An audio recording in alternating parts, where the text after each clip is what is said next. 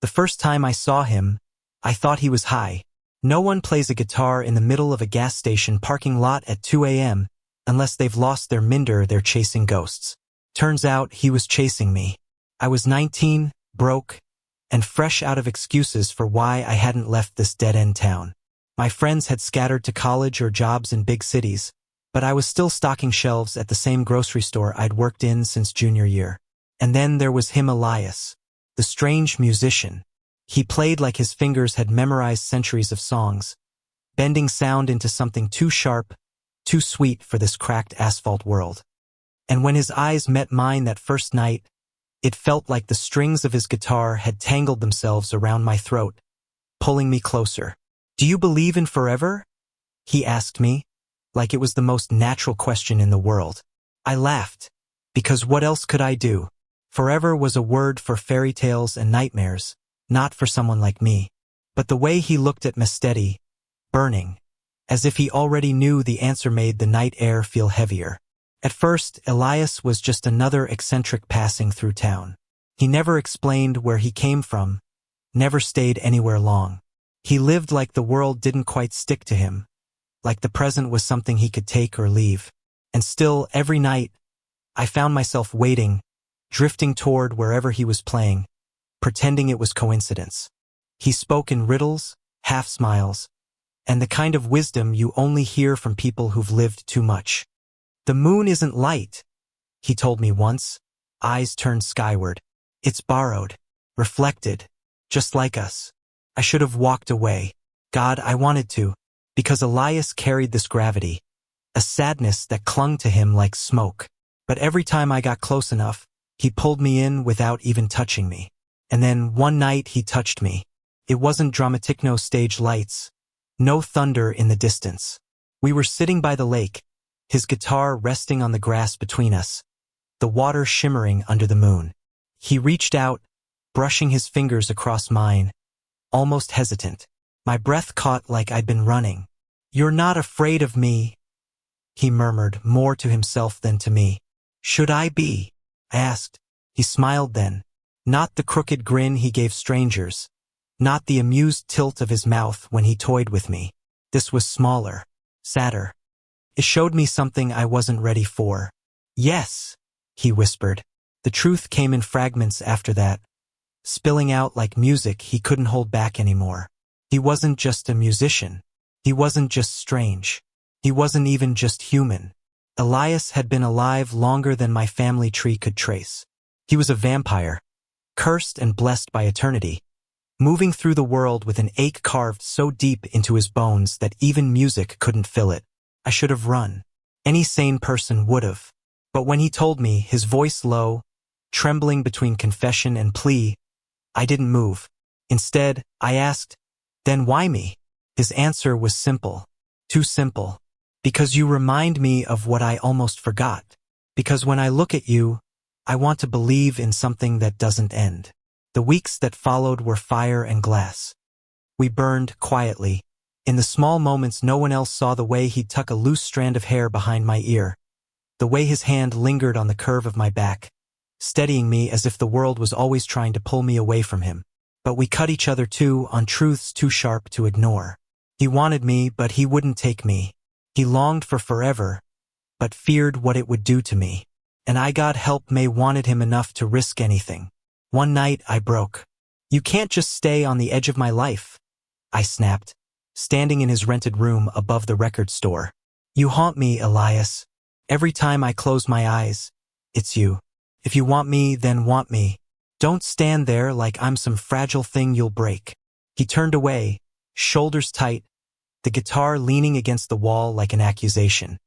"You don't understand what you're asking. Then make me understand." When he finally looked back, his eyes were darker than I'd ever seen them, the weight of centuries pressing down on me. He crossed the room in 3 steps, his hand cupping my face with desperate gentleness. "You'd be giving up everything. The taste of summer strawberries, the warmth of the sun, growing old, the simple beauty of dying. All of it. Do you know what eternity feels like? It's not love, not music, it's hunger. It's loneliness." My voice shook, but I held his gaze. Then let me choose. Let me be lonely with you. For a long moment, he just stared at me, searching my face like the answer might slip if he blinked.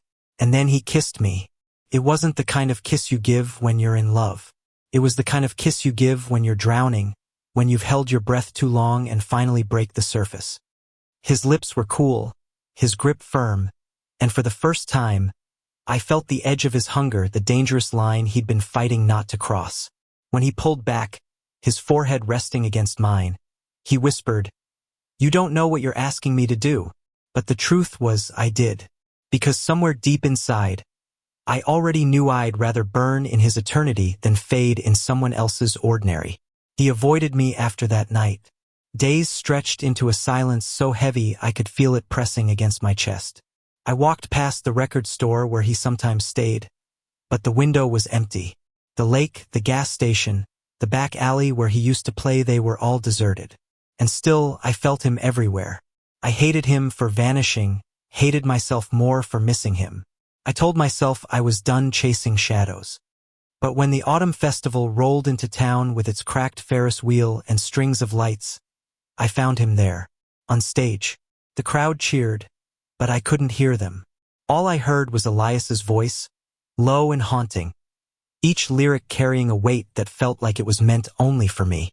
And when his eyes finally found mine in the sea of faces, the world shrank until it was just us again, just the boy who wanted forever and the man who already had it.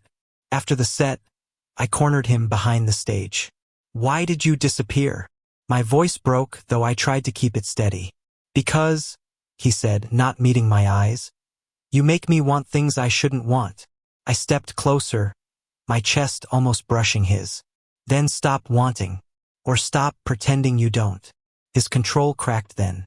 I saw it: hunger, the fear, the unbearable longing. He grabbed my wrist, not hard, but enough that I could feel the tremor in his hand. "You think this is a love story?" he whispered, his breath brushing my ear.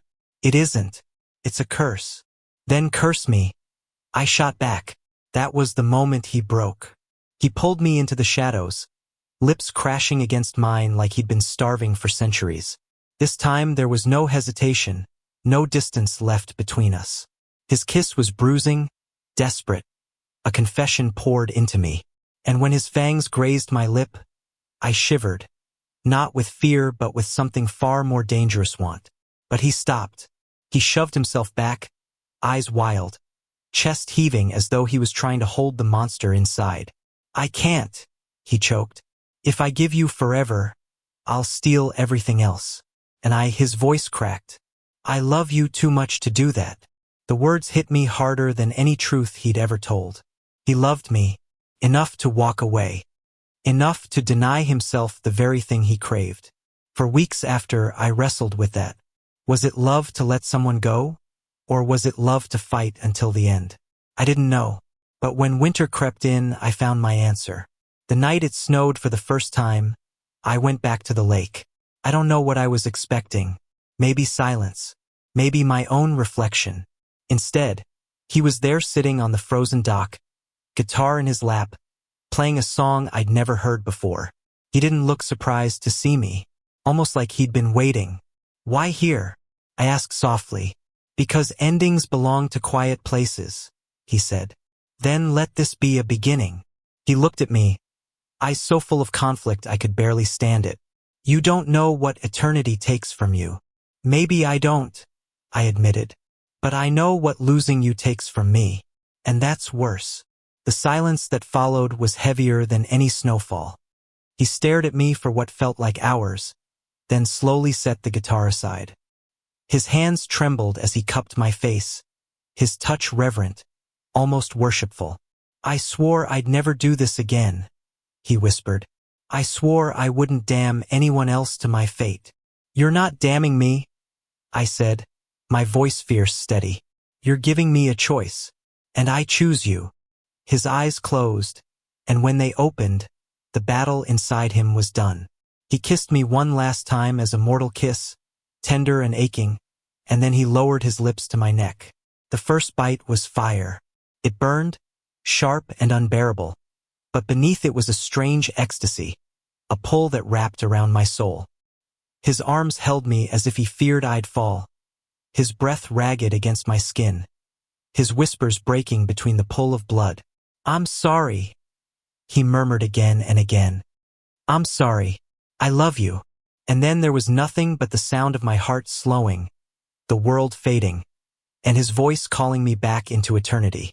When I woke, the world was sharper. Every sound, every flicker of light, every thrum of air against my skin was like living inside music. And Elias was there, eyes wet, his forehead pressed to mine. "Welcome to forever," he said hoarsely. I smiled, weak but sure. "Not forever, just us." And for the first time in centuries, Elias laughed.